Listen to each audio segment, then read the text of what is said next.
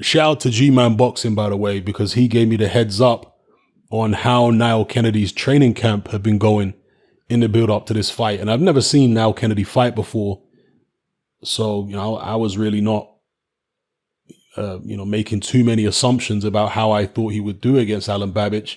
But that's why, like I say, I have to big up G-Man for giving me the inside scoop on what was going on there. In the end, Alen Babic did dispatch of Niall Kennedy with relative ease, stopped him in 3 rounds. Kennedy was down once prior to the stoppage, and he was hurt in a couple of the rounds. Was he hurt in the 2nd round? And then he got hurt in the 3rd round, I forget now. But for my money, Babic didn't look as hyped up for this fight as he was for the Shondell Winters fight. Maybe because Dylan White, Povetkin wasn't top of the bill. Maybe it didn't feel like as big an occasion for Alen Babic. Maybe it felt like just a run out for him. But yeah, he didn't fight with the same kind of zest and zeal. I mean, he was still going for it and swinging haymakers. Don't misconstrue what I'm saying here. But yeah, he just seemed like mentally he wasn't quite as fired up for this fight. Now, Babic is unbelievably crude. Right? He swings all kinds of wide-armed haymakers. Very rarely do you see him throw nice tight hooks. And he's getting away with it against this level of opposition. Now Kennedy just charging forward and using brute strength. But he throws himself off balance with these wild swings so often that when he does finally step up, I mean, you have to imagine he's going to get punished for this. So, yeah, he's getting away with it for now. Let's see what happens if they put him in there with maybe even a Dave Allen. If Dave Allen can punish him for those kind of wild swings, we'll see. But it was the exact thing that people like Alen Babic for, especially the casuals. And I'm not saying it exclusively the casuals, because even some of us hardcores like Alen Babic as well. But you can see why the casuals have jumped on this particular bandwagon so much, because he's entertaining. He comes across as a caricature of an Eastern European tough guy.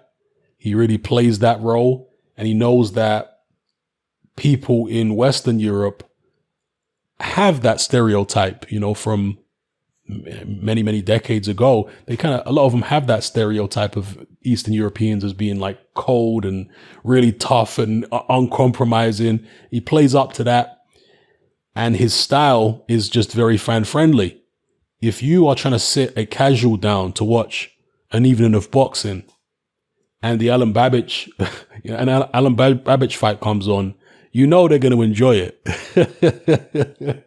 So yeah, so far so good for him, but there are going to be tougher tests in the future. And, as far as the shots that he took out Niall Kennedy with, was it the 2nd round he dropped him? Yeah, he dropped him in the 2nd round with a very short left hook. That was one of the only short hooks that Babic threw in the whole fight. The rest of them, for the most part, were all wide-armed, looping punches.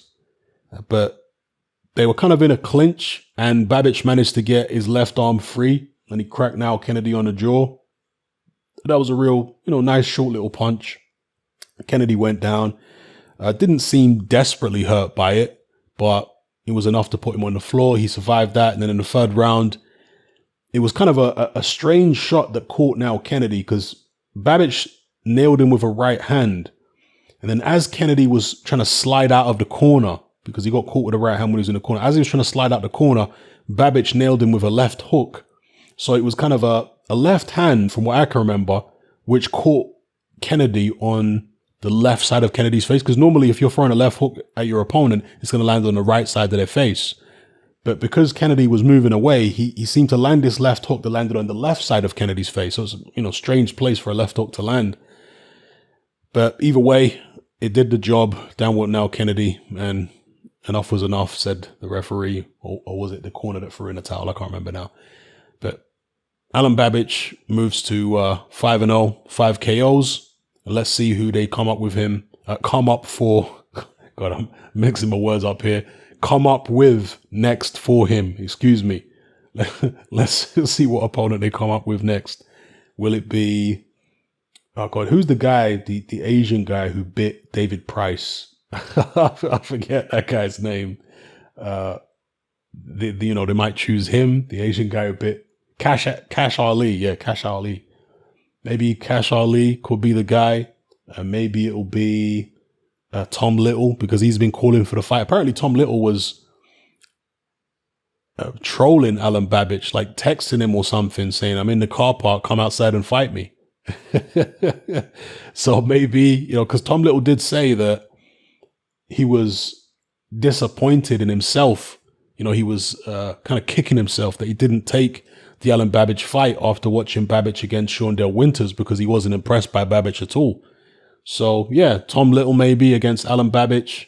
Now, before I finish up this video, it was interesting that Babic came in even lighter for this fight than he has for his recent fights. So if we look at his record so far as a pro, his first pro fight, he was 206 pounds, then 208, then 220. Then he started coming down again because he said he didn't like being as heavy as 220. He said that, Dylan White and apparently a few other people were telling him you need to put weight on. And he was like, no, I like being light. So he was 205 against Winters, and he actually came in under the cruiserweight limit for this fight against Niall Kennedy. Now, think about that, people. A lot of the top cruiserweights actually struggle to make 200 pounds. A lot of the top cruiserweights are walking around at 215, 220. Whereas Alen Babic is fighting at heavyweight and he comes in under the cruiserweight limit. That tells me that Babic walks around at this weight. So not only could Babic make cruiserweight comfortably, but he actually isn't even a particularly big cruiserweight, because you don't need to drain yourself and come in artificially light when you're a heavyweight. You don't need to do that. So if Babic is weighing in at 199 pounds, that's not a drained 199 pounds. That's him healthy, eating normally and whatever the case may be. So yeah, he could make cruiserweight very easily and he wouldn't be the biggest cruiserweight out there. Should he do that? I mean, it will probably take Alen Babic suffering his first career loss to even consider campaigning at cruiserweight, when really and truly that's where he should be. Interestingly, it says division cruiser. So has he been fighting in the cruiserweight division for some of these fights, or have they all been scheduled heavyweight fights? Because certainly the Niall Kennedy fight was a scheduled heavyweight fight. Niall Kennedy, 219 pounds. I'm not sure why BoxRec have got that on there.